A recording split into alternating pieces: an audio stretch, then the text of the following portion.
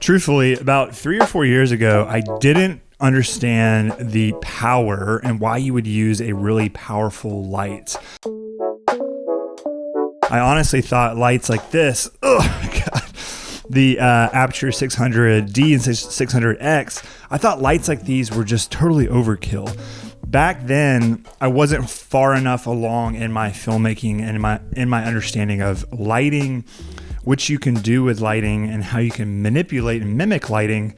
And so I just thought outside of like a 300D or a 120D, outside of that I was really using for interviews and maybe like lighting an area where I would do some product photos or videos, I didn't understand why you would need 600 or why you would need now like they have 1200. That just seemed insane to me. But then I realized after watching some other people's filmmaking and then needing to have consistent lighting and to mimic sunlight on some shoots like 2 years ago, I quickly realized that there's definitely a place for the 600 and the 1200, and it's awesome what you can do with powerful lights like this. So I want to show you guys actually recently on a shoot using these 600X, and the reason why I chose the X over the D was I did want some control over the color temperature of the lights. You know, like if you're trying to mimic sunrise or dawn, it's gonna be a lot warmer than whenever the sun gets higher in the sky and it cools off. So that's why I chose the X over the D. But the reason for that was because I knew when we showed up on set that the light was probably going to be hitting the windows that I wanted to be filming at, and the light was going to be awesome. It's going to be amazing.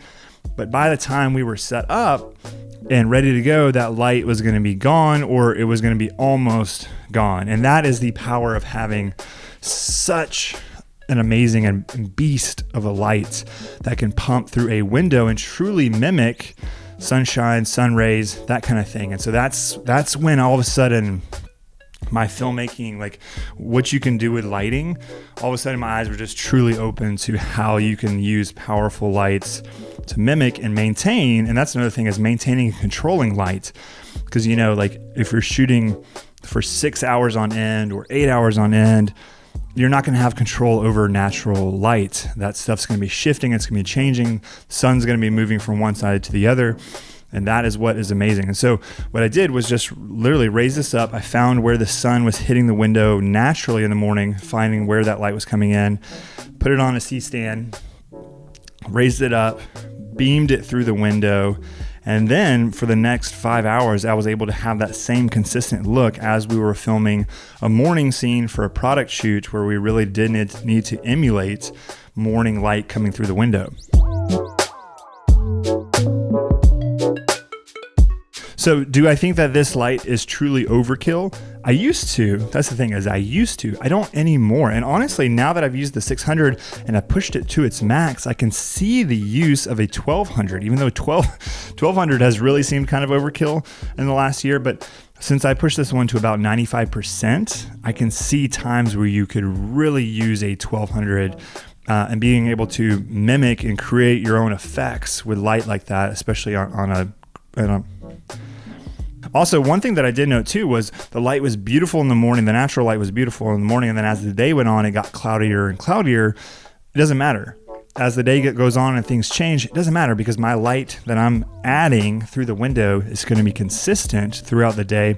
I don't have to worry whether the skies get cloudy or they clear up, anything like that, because I'm having consistent control over my lighting. And honestly, using a light like that on a product shoot or really just a short film or whatever you're filming, having a light like that is truly a difference maker. It makes your films look more high end because you're being more intentional, you're being more controlled with your lighting.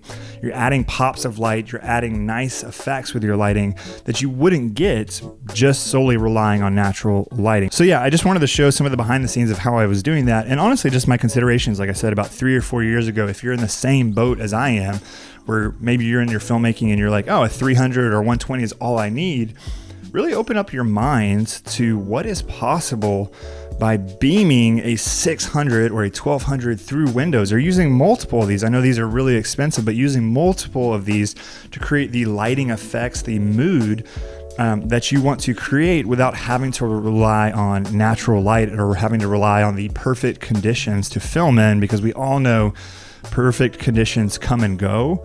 We can't rely on that. So yeah, I thought it would just be important to make a video about, honestly, how I thought that a light like this was overkill. But now my mind and my understanding of lighting and filmmaking has changed. And I'm probably going to buy one of these, even though they're like $1,500, $1,600, close to $2,000. I've been renting them over the last 2 years, but I think it's time to ante up and get one of them, because it's beautiful, honestly, what you can do with them on set. And it's beautiful, the images that you get by being in control of your lighting. So yeah, I don't know, just a consideration. You might think something's ridiculous, but then you can change your mind about it, and it can really help and enhance your filmmaking. So yeah.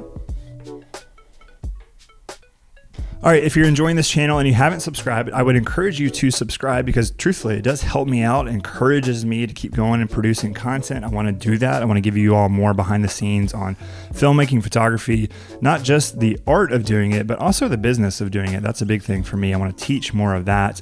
If you like this video, hit the like button. If you got questions, comments, concerns, issues, drop those in the comment section below, and I will talk to you there.